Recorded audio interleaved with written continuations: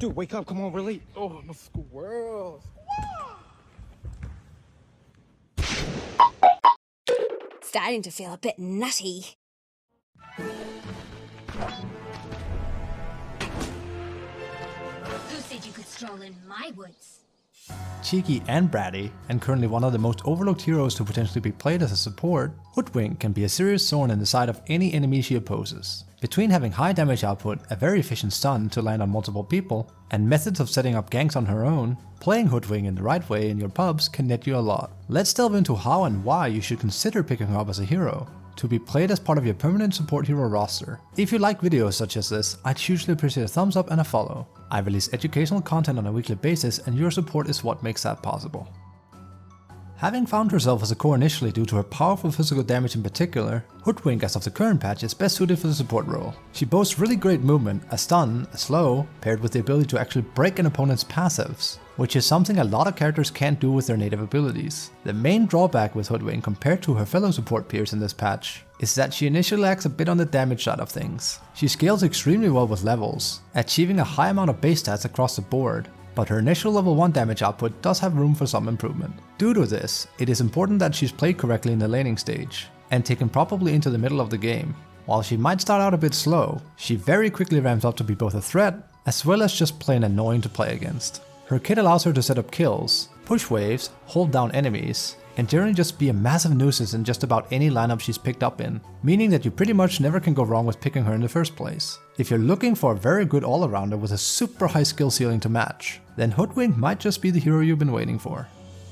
This is where things are going to get a bit spicy. I believe that Hoodwink can be played in primarily two fashions, the most common way being to play around her magic damage, with the less common being amping up physical damage output. For the sake of brevity, we'll be focusing primarily on her magical build in this guide. What makes her hard to skill is that she can pick up and choose primarily between her Q, Acorn Shot, and her W, Bushwhack, based on what she needs the most in her lane. The most straightforward build I would recommend is to initially get a point in Q or W and then proceed to max out Bushwhack first. By level 4, it's a really good idea to have at least one value point in her E, Scurry, since this is what allows you to play a lot safer, gap close people, and also strike from the tree line where people might least expect you. Her ultimate should be acquired whenever level 6 is up on her, since it allows an unparalleled amount of magic damage to be given. Not to sneeze at the before mentioned break properties of it too, which can completely obliterate frequently seen meta heroes such as Bristleback, due to their passives being taken away from them. By level 7, we'll have maxed out Bushwhack, with the intention of maxing Acorn Shot up next, finishing it up with Scurry, and of course, level up her ultimate whenever it's possible to do so. As for talents, I personally recommend either Bushwhack cooldown or Scurry evasion at level 10, entirely depending on what you need in your current match. 2+ Acorn Shot bounces if the game is going late, since it scales better, or 60 Bushwhack damage if your team is ahead and you're setting up kills nicely already. 125+ Sharpshooter damage at 20, and finally, +2 Acorn Shot charges at level 25. Most of these talents can be mixed and matched on a per game basis, so don't hesitate to experiment and get a feel for how they play out in your pub games. Much like how the skill build on Hoodwink can be spicy, this pairs into her item build in just the same manner, since you can itemize for either magical or physical based on how you skill her. Hoodwink is a super mana hungry hero, so primarily we want to build her in a fashion that allows her to both generate mana and make the most out of her spells rapidly. I personally like to start with a Blightstone on her. This actually significantly increases her early damage output, courtesy of her Acorn Shot being based on physical damage, allowing you to somewhat mitigate your early damage issue mentioned previously. Magic Wand speaks for itself at this point. It's practically mandatory, gives us good stats, and allows us to generate charges to fuel our offense and keep us safe. Our boots of choice will be that of mana boots. I cannot overstate how mana intensive Hoodwink is as a hero, and having them seriously helps us in applying our entire kit throughout the game. From here, there's two items in particular that I recommend. Either Lens gives us a bit of everything that we want on Hoodwink, and it increases the range of our skills, making especially Bushwhack easier to land, which is pivotal for Hoodwink in setting up kills. Another fine choice before going Aether is Urn of Shadows, later upgraded into a Vessel. Given how many strength heroes are currently meta, having at least one Vessel on your team can seriously put a dent in the opponent's tankability, and given how much you'll be hunting for kills with Hoodwink, reaping charges for it is a cinch. If you're keeping up with the spell build for her, it's also an extremely good idea to pick up a Shard early, giving you her boomerang ability. It does a serious amount of damage, is great for shoving lanes, and improves incoming spell damage, not to be mistaken with magical damage, by 20%.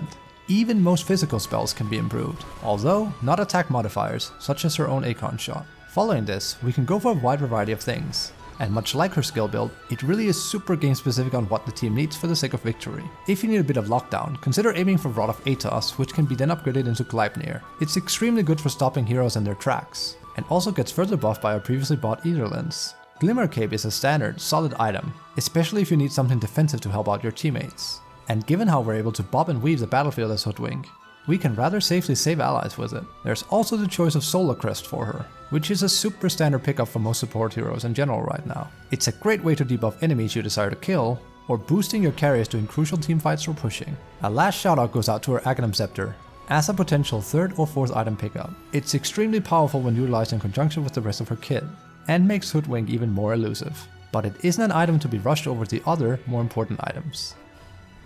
Swift, elusive, and annoying, Hoodwink's playstyle is actually super effective with the current patch, being able to play her kit very efficiently and strongly during nighttime in particular. As I repeated a few times, Hoodwink's early damage is a bit on the lower side, so the hardest initial aspect of her is to be able to trade blows efficiently in lane with other supports, especially if they're ranged with a higher damage than her. You want to use trees to your advantage a lot, and it is by method of using her Aegon shot and its annoying bounces that'll let you score more damage on the enemy heroes during laning stage, not only your right click damage. So try to look for opportunities and treat her Q like a Witch Doctor casket for optimal damage. As soon as you're level 4, you essentially have the necessary base kit for Hoodwink to really set up kills. By toggling Q, you're able to plant a tree followed by bushwhack, and because we're putting a value point in Scurry, we're able to come in from almost any angle unsuspectingly, allowing said setup to happen. Use this as advantage to harass the enemy, and create the best lane possible for either your position 1 or 3, depending on the lane which you're supporting. Look for opportunities to gank.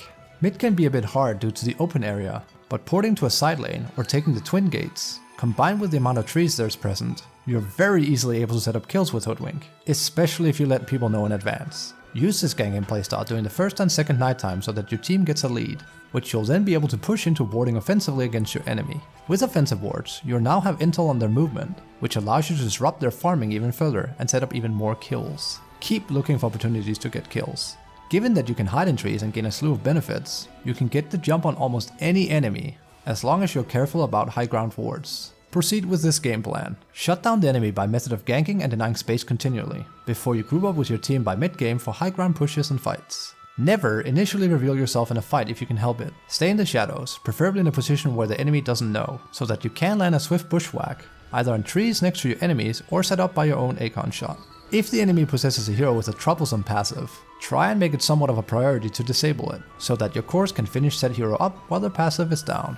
Like this, you become a teamfight controller, not unlike heroes such as Bane, partially initiating teamfights, albeit often not as the first person on the team. By utilizing your skills in this fashion, you'll be able to lock down your opponents, provide support with your abilities in both physical and magical damage, as well as boosting your entire team's damage output with Boomerang, allowing you to win entire team fights, controlling them safely from a distance. Hoodwink is far from one of the most common heroes right now, with heroes such as Muerta support being a lot more picked than her. That said, unlike Muerta, Hoodwink hasn't been basking in the glory of the current meta as much as she has, and it's almost certain that Hoodwink will be significantly buffed coming into the next patch, with Muerta absolutely getting nerfed in the process, not to mention other top tier supports. Hoodwink is far from easy to play, and while she does rank lower than most high tiers right now, it is my claim that now would be one of the best times to practice her.